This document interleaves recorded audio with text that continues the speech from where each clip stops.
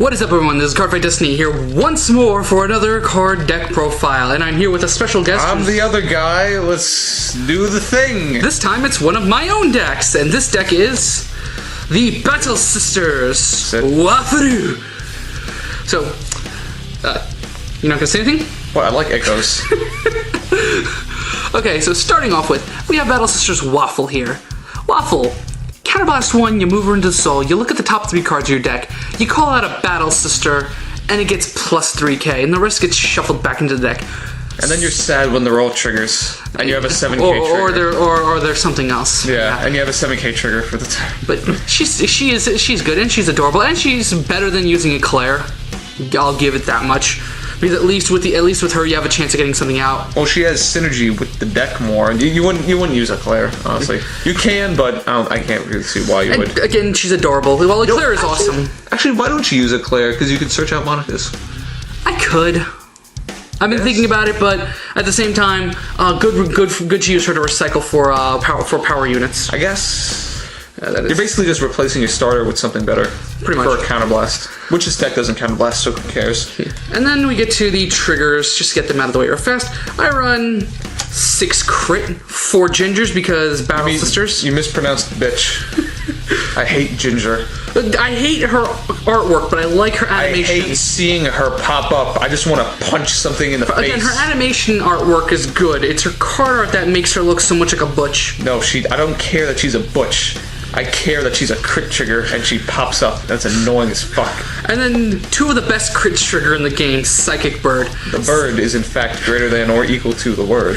You call Psychic Bird, you move him into the soul, and then you get to draw a card. And then you call it, and then you draw another Psychic Bird from it. You call it to Rearguard Circle. You put it in the soul, you get to draw another card. This is all good and fun until you realize you're like, shit, I could have twin drove that. And then I have 2 stand triggers, because Battle Sisters, and because she's using freaking a Thunder Hammer. Well, aside from that, she's also fuck stands. But stands are nice, because stands kill hands. And when your hand is bigger than your opponent's, killing hands is exactly what needs to happen. Not to mention also, the fun randomness when she pops up and you make your opponent gasp. Then, of course, we have 4 Tiramisu, the draw triggers. We have Sniper Bitch. Because Tiramisu. Because she's awesome. And then we have 4 Chai. Because Chai. I can't say she's a bitch. Getting to the grade 1s now, we have 2 of my other favorite grade 1s in the deck. Cocotte. We got Knifey Bitch. You call Cocotte out, and then you get to look at the top card of your deck and decide where it goes, if it stays on top or if it goes to the bottom of the deck. This is really good for playing mind games with your opponent or knowing if a certain card is going to be something before, so you don't activate certain skills. Again, really good with mind games on your opponent because you look at the top card of your deck, you can go, okay, I'm going to keep this on top of my deck, and they'll go, oh, it was a crit trigger, wasn't it? And then they guard to butts. They're like, no, it was a Monica. I run 2 Lemonades because Soul Blast 2 to unflip 2 damage. Really good in this deck. I run 2 Maples because if I have 4 cards in my hand, she becomes a 9k attacker. I'm half tempted to replace her with 2 more Lemonades because 1k power isn't going to make that much of a difference. Well, don't do that. Well, Joseph, because this skill is only good when it attacks. It doesn't become 9k when it boosts.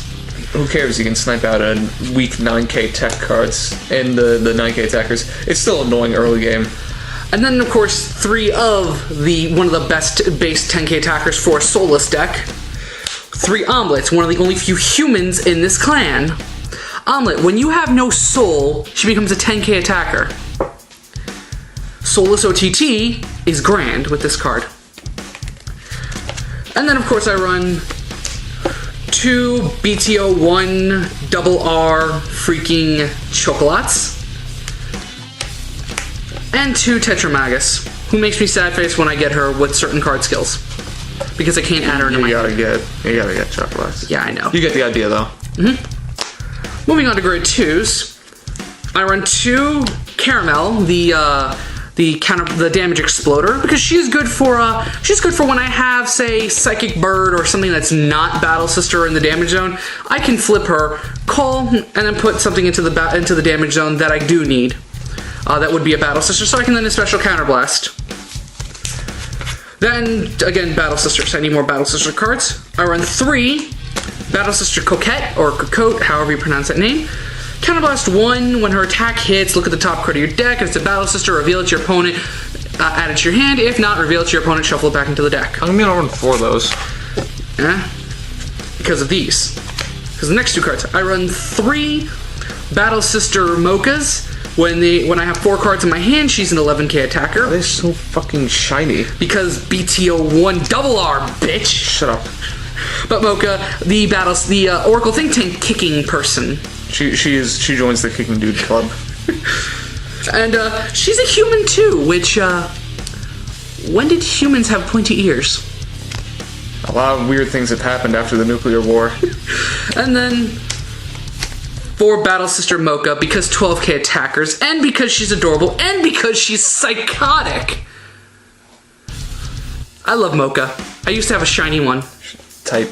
That was such a weird sentence. I used to have a shiny one. Getting on to the grade 3s, I have 1 Battle Sister Souffle, the thing that makes me sad whenever I ride her. Poor soul. Souffle is a 10k base. When she's boosted by an Oracle Think Tank, she becomes a 12k attacker. She should not be in this deck. She really shouldn't. But she's there as a placeholder for my 3 Battle Sister Parfait. Parfait, again, she's so psychotic.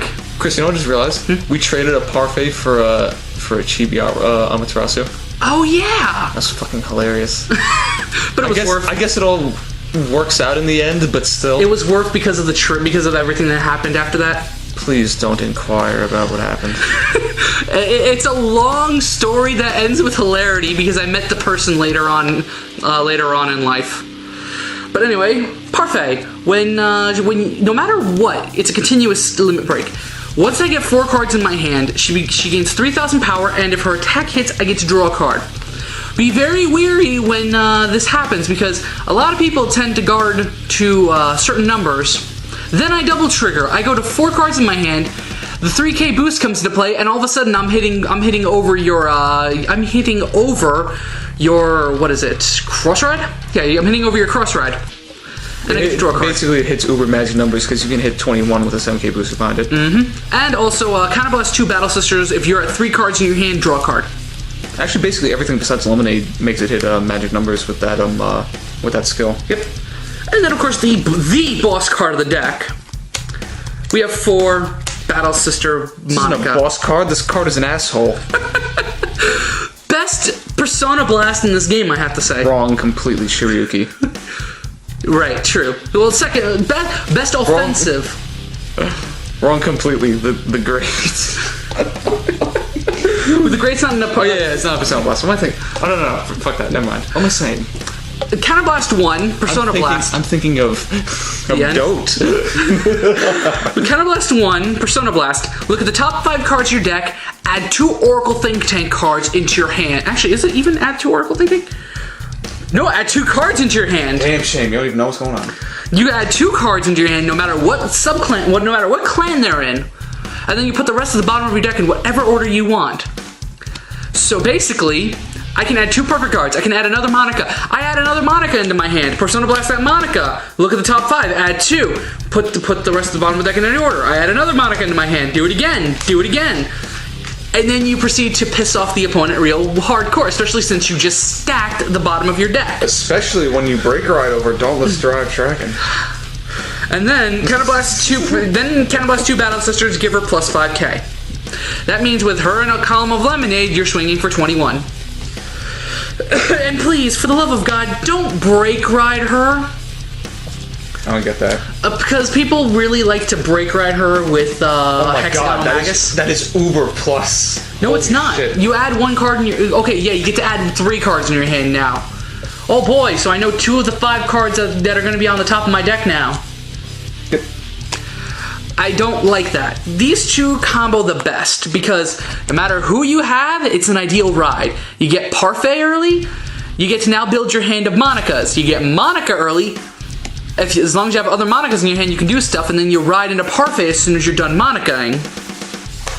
Either way, you're good. I love this deck. The hard pluses this deck gives you is amazing and annoying. You really need to get rid of that other grade 3. I do.